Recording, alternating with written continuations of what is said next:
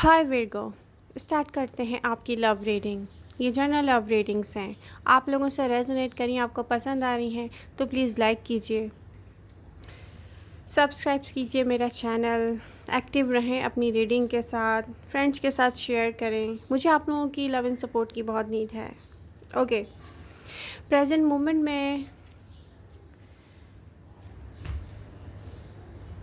Current relationship और love relationship, आपकी love life में अगर ये लॉन्ग डिस्टेंस रिलेशनशिप है तो भी, और अगर ये सेपरेशन है तो भी, आपका पर्सन जो सेपरेशन में है आपके साथ, वो भी आपको लेके बहुत सीरियस है विर्गो।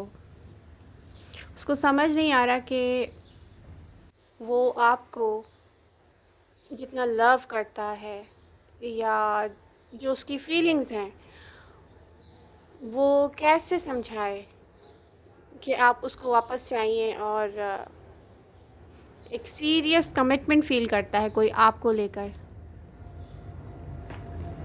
और वापस आना चाहता है।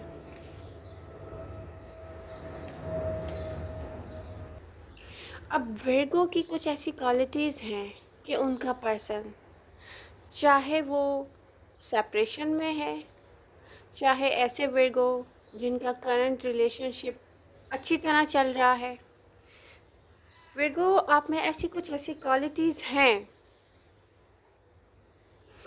जो आपका पर्सन सोचता है कि दूसरों में नहीं है।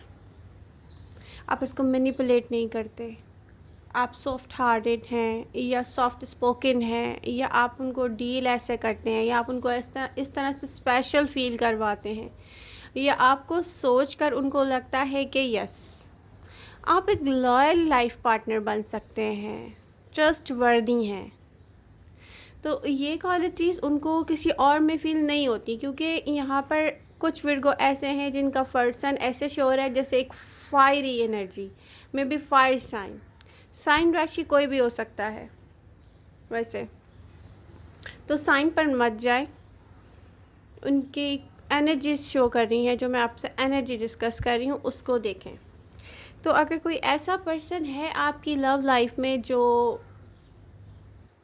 यंगर है आपसे, या चाइल्डिश एनर्जी शो हो रही है, या फायरी एनर्जी शो हो रही है, एक चाइल्डिश एनर्जी के साथ एक मैच्योर एनर्जी भी शो हो रही है।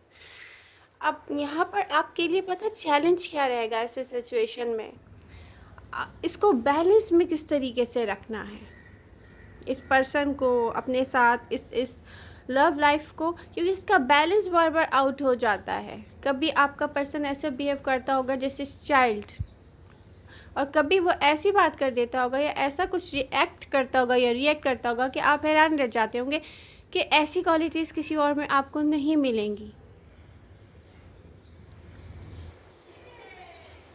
और यहाँ पर कभी कभी जो सबसे बड़ा इशू है वो बन जाता है बैलेंस में कैसे रखें इस रिलेशनशिप को, क्योंकि अगर ये लॉन्ग डिस्टेंस है तो भी आपके लिए यही चैलेंज होता होगा कि ये अगर लॉन्ग डिस्टेंस रिलेशनशिप नहीं होता तो आप इसको सही से लेकर चलते, सही कर सकते थे सब कुछ आप।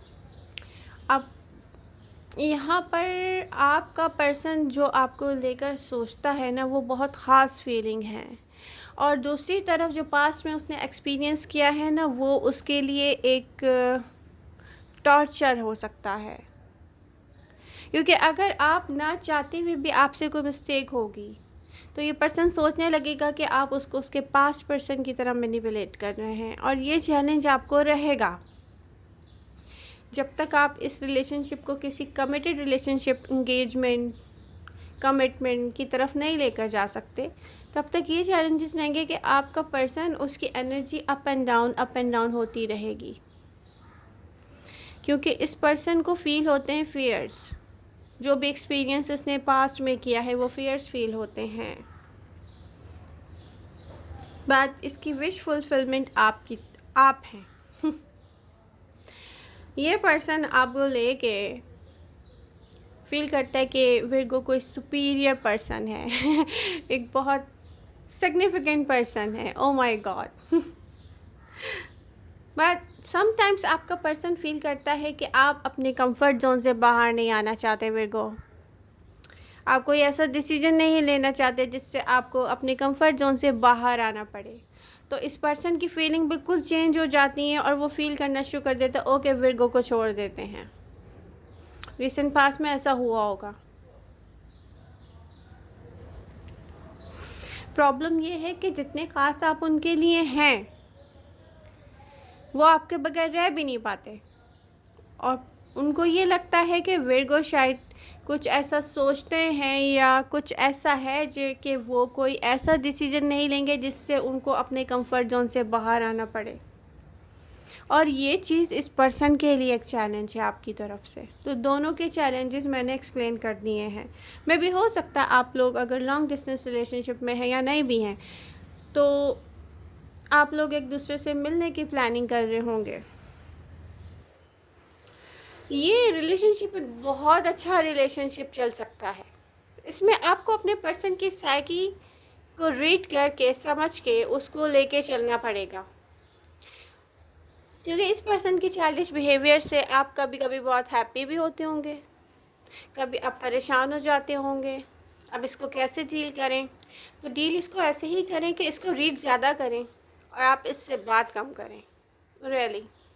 और अगर आप इसको आपको लगे ना कि आपका पर्सन चेंज क्यों हो जाता है, तो आपका पर्सन चेंज नहीं होता बल्कि उसके अंदर जो फियर्स हैं, उसका जो डर है वो उसको चेंज बिहेवियर करने पर मजबूर करते हैं, जिसको लेके वो थोड़े ही टाइम में सोचता होगा कि उसने ऐसा क्यों किया और वो फिर से आपसे अच्छा बिहेव करना शुरू कर देता होगा। तो आपको बैलेंस क्रिएट करना इस रिलेशनशिप में एक चैलेंज रहेगा विर्गो। बट ये पर्सन आपको लेके सिंसियर है, और जो सेपरेशन में आप कुछ विर्गो का पर्सन और उनकी लाइफ में एक सेपरेशन चल रही होगी, आप लोग एक दूसरे से सेपरेशन में होंगे। तो हो सकता है कि कुछ विर्गो ने किसी को भुला दिया है और आपने लाइफ में मूव ऑन कर लिया है और आप किसी न्यू पर्सन के साथ हैं, तो भी आपका पास्ट पर्सन आपको ही सोच रहा है। ये पर्सन आपको लेके फील करता है कि मे बी लाइफ में ऐसा टाइम आएगा, ऐसे वेट कर रहा है कोई आपका कि आप उसकी तरफ वापस आएंगे। और मे बी कुछ विर्गोस में रिसेंटली कुछ चेंजेस आए होंगे, आपके लुक में चेंज आया होगा, आप हैप्पी नज़र आ रहे होंगे लोगों को, आपका बिहेवियर चेंज हो गया होगा क्योंकि आपकी लाइफ में लव आया होगा। तो ये चीज़ देख के भी कोई फील कर रहा है कि यस विर्गो अब उसको जल्दी वापस चाहिए। अब ये आप पर है, आपको क्या चाहिए? आप अपने न्यू पर्सन के साथ रहना पसंद करेंगे या पास्ट की तरफ वापस जाएंगे? पास्ट पर्सन आपसे सीरियस कमिटमेंट चाहता है। करंट सिचुएशन में जो पर्सन है वो भी आपके साथ सीरियस कमिटमेंट चाहता है।